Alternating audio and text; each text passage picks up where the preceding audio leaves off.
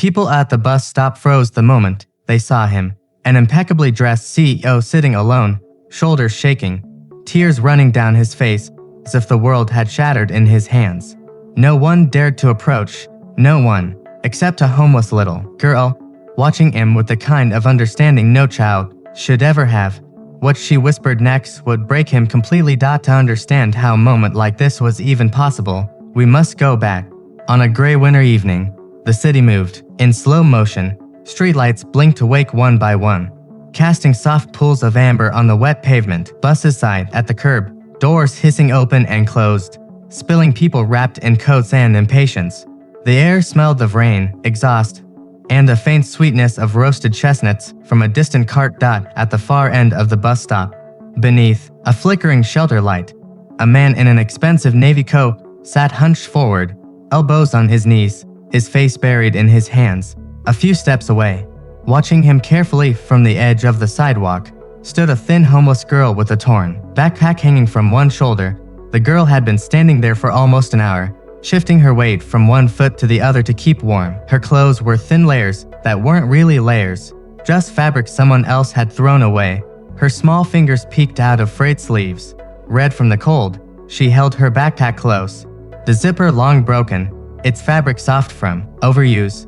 Inside were the only things she owned: a folded photo, a half pencil, and a worn-out storybook missing its cover. People walked past her without seeing her. Some glanced, then quickly looked away. Others whispered under their breath, Hanoi, that she stood too close to the shelter. A teenage boy laughed as he passed, muttering something about street kids before disappearing into the crowd. But the girl didn't react. Her eyes stayed fixed on the man sitting under the flickering bus stop light. She didn't know who he was. She didn't know about the world he came from. All she saw was a grown man whose shoulders shook the same way hers did on the nights she cried herself to sleep.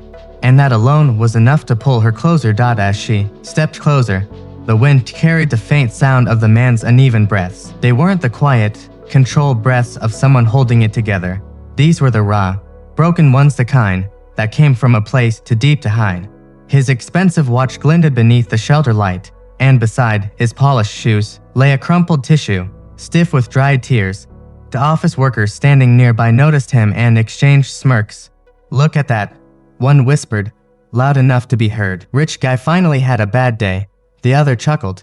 Maybe his bonus wasn't big enough. Their laughter cracked the air like something sharp. The girl flinched at the sound. She knew that tone. She had heard it when kids at school mocked her worn shoes, when adults whispered about her as if she couldn't hear, when strangers assumed homelessness meant worthlessness. The man didn't look up.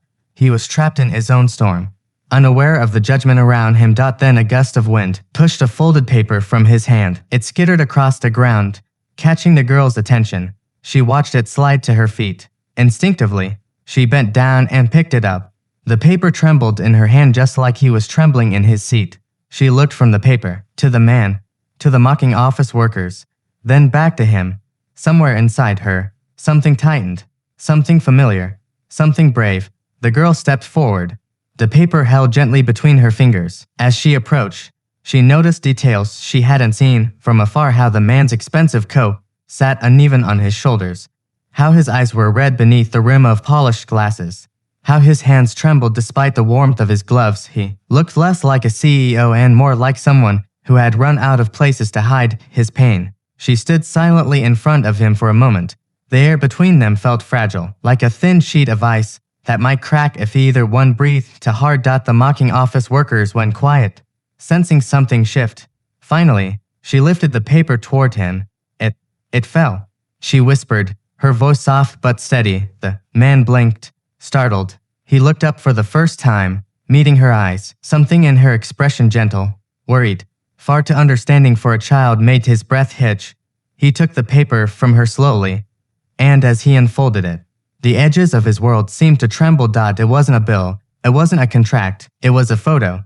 A woman smiling in the sunlight, her head resting on his shoulder. The girl saw his face collapse the moment he looked at it. And in that tiny second, she understood. Loss recognized loss. The man pressed the photo to his chest as though holding it closer might bring the woman back. His breath shook, and for a moment he couldn't speak. The girl lowered herself onto the cold bench beside him, leaving a small respectful distance, her backpack resting on her lap. She didn't ask questions. She didn't pry. She simply sat there, the way no one had ever sat with her on the long nights she spent alone. The office workers stepped back, their smirks fading into an uncomfortable silence. Whatever story they thought they were watching was no longer theirs to mock. After a long moment, the man managed to whisper, his voice raw, "She died 3 weeks ago. My wife. My only family." The girl looked at him, her eyes soft. "My mom too," she said quietly. "It hurts less when someone sits with you." The man's throat tightened, her words simple, honest, spoken by someone who had nothing hit him harder than anything anyone had said in months. He exhaled a shaky breath, his grief finally breaking open. He reached into his coat, pulled out a warm sandwich wrapped in foil, and gently placed it in her hands. "You shouldn't be out here alone," he murmured. "Not anymore." Sometimes, the smallest moments reveal the deepest truths. A powerful man brought to his knees by grief, and a little girl who had every reason to turn away, yet chose to sit beside him. In a world where people walk past each other without seeing, it took someone with nothing to remind him what real compassion looked like. Kindness doesn't come from wealth, or status, or comfort. It comes from understanding pain and choosing to ease it in someone else. And that night, two strangers carried a little less of their sadness alone. If this story touched your heart, please take a moment to like, comment, and share it with someone who might need a reminder that kindness still exists. What would you have done in this situation? Comment below. And don't forget to subscribe to Acts of Kindness for more stories that restore faith in humanity.